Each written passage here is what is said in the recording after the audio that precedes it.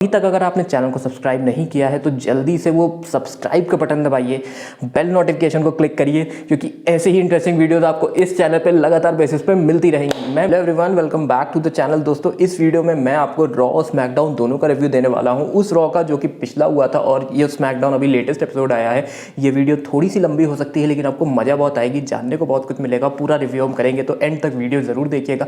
अभी तक अगर आपने चैनल को सब्सक्राइब नहीं किया है तो जल्दी से सब्सक्राइब का बटन दबा लीजिए, बेल नोटिफिकेशन को क्लिक कर लीजिए, क्योंकि ऐसी इंटरेस्टिंग वीडियोस आपको इस चैनल पर रेगुलर बेसिस पे मिलती रहती हैं।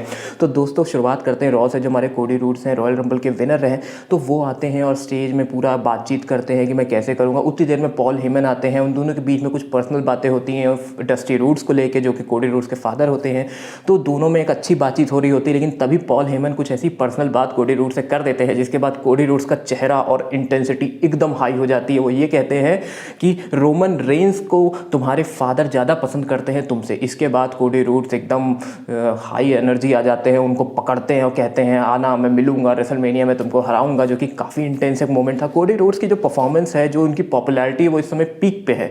कंपनी उनको एकदम टॉप स्टार की तरह दिखा रही है कि भाई एकदम नेक्स्ट लेवल के एक रेसलर हैं, जो कि काफ़ी टाइम से हैं, डेफिनेटली एक पुश डिजर्व करते हैं। लेकिन देखना होता है ये कहाँ तक ले जाते हैं, क्योंकि एक सर्टेन एलिमेंट्स होते हैं जो कंपनी देखती है, जिसके वो टॉप स्टार्स बनाती है, जैसे John Cena, stone cold, rock, triple H.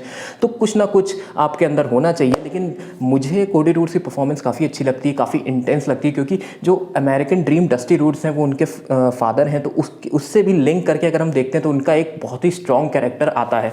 वह ब्रॉक लेसनर एक रिंग में आते हैं और एक कॉन्ट्रैक्ट साइन करवाते हैं बॉबी लैशली से। बॉबी लैशली जब रिंग में आते हैं तो उनके साथ माइंड गेम खेलने लगता है। कहते हैं कि हमने तुमसे 3 बार मिला था, तीनों बार मैंने तुम्हें हरा दिया।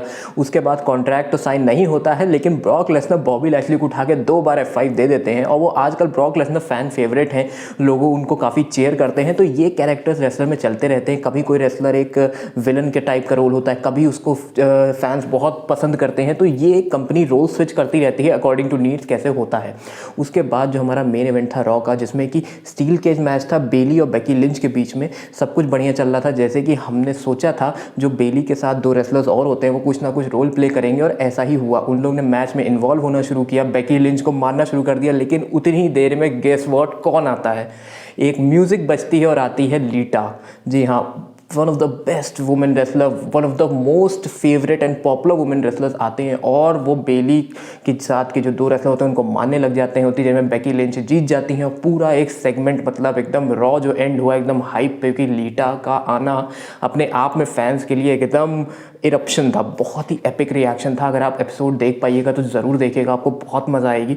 अब हम जल्दी से चलते हैं अपने स्मैकडाउन की तरफ। ये तो था रॉ का एक एपिसोड। अब रॉ का जो हमारा एपिसोड था, इसका जो पूरा बिल्डअप है, ये है एक रेसलमेनिया के लिए। कोडी रूड्स ने रॉयल रंबल जीत लिया है। ब्रॉक लेसनर और बॉबी लैशली का एक ज़रूर से एक मैच रखा जाए, क्योंकि दोनों एक वेल बिल्ट रेसलर, एकदम टक्कर के रेसलर्स हैं, और एकदम प्रॉपर हमें एक मैच देखने को मिलेगा। इस मैच की हाइप बहुत ज़्यादा होने वाली है। उसके बाद वुमेन सेगमेंट में भी काफ़ी कुछ चल रहा है। तो सब कुछ जाएगा रेसलमेनिया में, एक ग्रैंड इवेंट होगा। बहुत ज़्यादा क्यूरियोसिटी होने वाली है, मैंने आपको पहले ही बता रखा है। अब हम बात कर लेते हैं स्मैकडाउन के बारे में। स्मैकडाउन का जो एपिसोड था, जैसे कि मैंने आपको पहले बताया, मुझे लगता है कि उनके पास बहुत ही की रेसलर्स हैं, जैसे शेमस हो गए, ड्रू मैकिंटायर हो गए, उसके बाद ब्रॉन स्ट्रोमन हो गए। लेकिन उन लोग को टैग टीम चैंपियनशिप मैच में लगा रखा है। ब्रॉन स्ट्रोमन को भी एक टैग टीम में डाल रखा है। लेकिन अगर इनको वो इंडिविजुअली यूज़ करते हैं, तो जैसे कि रोमन रेंस हैं, तो उनका, जैसे केविन ओवेंस है, तो उनका एक बहुत ही अच्छा स्टोरी लाइन आ सकता है। जो मैंने वीडियो के शुरुआत में बोला था कि स्मैकडाउन थोड़ा फीका पड़ता है रॉ के मुकाबले। वो क्यों पड़ता है? वो इसीलिए पड़ता है क्योंकि उनके पास कोई एक अच्छे कैरेक्टर्स नहीं है जो कि एक स्टोरी लाइन बिल्ड कर सके। तो ये कैरेक्टर्स ही हैं जिनको वो टैग टीम में यूज़ कर रहे हैं। अब शेमस और ड्रू मैकिंटायर की जो टैग टीम है, वो वाइकिंग्स के साथ थोड़ा बहुत एक फ्यूड चल रहा है। आज भी उन लोग का एक मैच हुआ, वो लोग जीत गए। उसके बाद एक पूरा प्रोमो आया जिसमें वाइकिंग्स उनको डरा रहे थे। तो ये मैच एक रेसलमेनिया में जाएगा, लेकिन शेमस और ड्रू मैकिंटायर एक साथ ही लड़ेंगे, जो कि वो अलग अलग बहुत अच्छा कर सकते हैं, इंडिविजुअल रेसलर्स हैं। लेकिन अभी उनका टैग टीम चल रहा है। तो अगर हम रेसलमेनिया के पर्सपेक्टिव से देखते हैं तो भाई उन दोनों का टैग टीम मैच होने वाला है।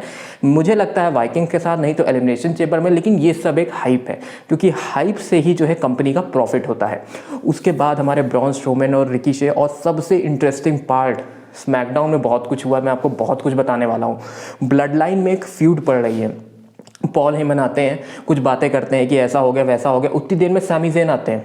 अब जब सैमी ज़ेन आते हैं तो वो उनसे, पॉल हेमन से ये कहते हैं कि ब्लड लाइन में अब कुछ है नहीं, तुम भी रोमन रेंस को पसंद नहीं करते हो, जे ऊसो भी पसंद नहीं करते हैं, तो मुझे भी लग रहा है कि ब्लड लाइन टूटने वाली है, कुछ ना कुछ ज़रूर होगा, क्योंकि ये काफ़ी इंटरेस्टिंग एंगल लग रहा है। क्योंकि जब ब्लड लाइन फॉर्म हुई थी रोमन रेंस और ऊसोस के साथ, तो कभी ऐसा नहीं लगा था कि मतलब कुछ हो सकता है, क्योंकि ऊसोस को भी एक अच्छा पुश मिल गया था, रोमन रेंस को भी एक अच्छी स्टोरी लाइन दी गई थी, कंपनी को भी काफ़ी प्रॉफिट था इससे। लेकिन इसको तोड़ने में किसका फ़ायदा है ये तो देखने पे ही पता चलेगा। ऊसोस का तो फ़ायदा नहीं होगा, ये बात फैक्ट है, लेकिन रोमन रेंस तो भाई अभी के टॉप हैं, स्टार हैं, उनको पुश अच्छा खासा मिल चुका है, तो देखना बड़ा इंटरेस्टिंग होगा। लेकिन वापस आते हैं स्मैकडाउन के एपिसोड पे, तो सैमी ज़ेन एक थोड़ा बहुत भड़काते हैं और पॉल हेमन को कुछ करते नहीं, छोड़ देते हैं। उसके बाद हमारा सबसे इंटरेस्टिंग पार्ट ये होता है कि जो स्मैकडाउन के टैग टीम चैंपियनशिप थी उनको डिफेंड करना था, लेकिन जे ऊसो का कोई अता पता नहीं था, उनका ना फ़ोन उठ रहा था, कुछ नहीं हो रहा था।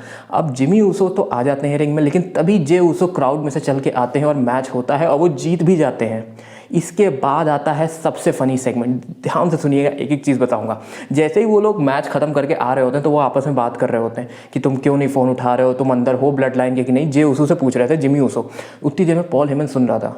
पॉल हेमन आते हैं, कहते हैं क्या हुआ, कोई बात हुई, कहता नहीं कोई बात नहीं, वो चला गया। देखिए एक यहाँ पे एंगल बिल्ड हो रहा है। उसके बाद जैसे ही जे ऊसो बाहर जाते हैं, सैमी ज़ेन उनको मिलते हैं और कहते हैं कि तुमने जो मेरे लिए किया, मैं उसके लिए बहुत ज़्यादा तुम्हारा आभार व्यक्त करता हूँ, बहुत अच्छा लगा मुझे ये वो। तो जे ऊसो भी उनको कहते हैं कि तुम निकलो यहाँ से, तुम क्या कर रहे हो यहाँ पे। उसके बाद दोनों हाथ मिलाते हैं और ये बहुत ही इंटरेस्टिंग सेगमेंट होने वाला है, क्योंकि सैमी ज़ेन ने पॉल हेमन से ये बोला था कि जे ऊसो किसको चुनेंगे, जिमी ऊसो जो उनके सगे भाई हैं, और रोमन रेंस को बोल दिया कि अब्यूजिव कज़न को जो उनको हर समय डांटते रहते हैं, हर समय घर आते रहते हैं। तो ये बहुत ही इंटरेस्टिंग सेगमेंट होने वाला है कि वो जे ऊसो सैमी ज़ेन के साथ जाते हैं, कि क्या होता है ब्लड लाइन में, क्या होता है, बहुत ही इंटरेस्टिंग होने वाला है। उसके बाद पॉल हेमन आते हैं, जे ऊसो कहते हैं कि जब एलिमिनेशन चेंबर में मैच होगा तुम लोग आओगे नहीं वहाँ पे, जे ऊसो जिमी ऊसो तुम लोग नहीं आओगे। क्यों नहीं आओगे? क्योंकि जे ऊसो थोड़ा बहुत सैमी ज़ेन की तरफ इंक्लाइंड है। तो ये देखना बहुत ही इंटरेस्टिंग होने वाला है कि क्या होता है, क्या वो हेल्प कर पाते हैं, क्या जिमी जे ऊसो किस तरफ जाते हैं, क्योंकि भाई भाई भी हैं और एक कज़न भी हैं और ब्लड लाइन भी मेंटेन करनी है। तो बहुत कुछ होने वाला है, रेसलमेनिया के पहले बहुत इंटरेस्टिंग होने वाला है। तो देखिएगा ज़रूर, अगर आपको मौका लगे आप स्मैकडाउन का एपिसोड ज़रूर देखिएगा, आपको बहुत मज़ा आएगी। एक हुआ था हमारा फेटल 4 वे मैच इंटरकॉन्टिनेंटल चैंपियनशिप के लिए, जिसमें कि 4 रेसलर थे। रे मिस्टीरियो भी थे। रे मिस्टीरियो काफ़ी टाइम से मैं उनको देख रहा हूँ, बहुत ही अच्छे रेसलर हैं, क्या मूव्स हैं उनके। लेकिन मैं चाहता हूँ वो जीते, कंपनी उनको एक अच्छा पुश दे, एक लेजेंडरी स्टेटस दे, लेकिन अभी के लिए नहीं है। वो मैच नहीं जीते, दूसरे एक रेसलर थे जो कि अब गंथर को जाके इंटरकॉन्टिनेंटल चैंपियनशिप के लिए अगले वीक में जो है कंटेंडरशिप पेश करेंगे। तो दोस्तों ये था पूरा स्मैकडाउन का एपिसोड। मैंने रॉ के बारे में भी आपको बताया और मैंने कुछ कमियां भी बताई कि कैसे हम इनको कर सकते हैं, कैसे स्टोरी लाइन बेटर हो सकती है, कैसे कैरेक्टर और यूटिलाइज किए जा सकते हैं, कैसे और इंटरेस्टिंग बनाया जा सकता है। तो दोस्तों आपको ये रिव्यू कैसा लगा जल्दी से कमेंट में मुझे ज़रूर बताइएगा। और अभी तक अगर आपने चैनल को सब्सक्राइब नहीं किया है तो जल्दी से वो सब्सक्राइब का बटन दबाइए, बेल नोटिफिकेशन को क्लिक करिए, क्योंकि ऐसे ही इंटरेस्टिंग वीडियोस आपको इस चैनल पे लगातार बेसिस पे मिलती रहेंगी। मैं मिलूंगा आपसे नेक्स्ट वीडियो में, तब तक के लिए good bye, take care and love you all.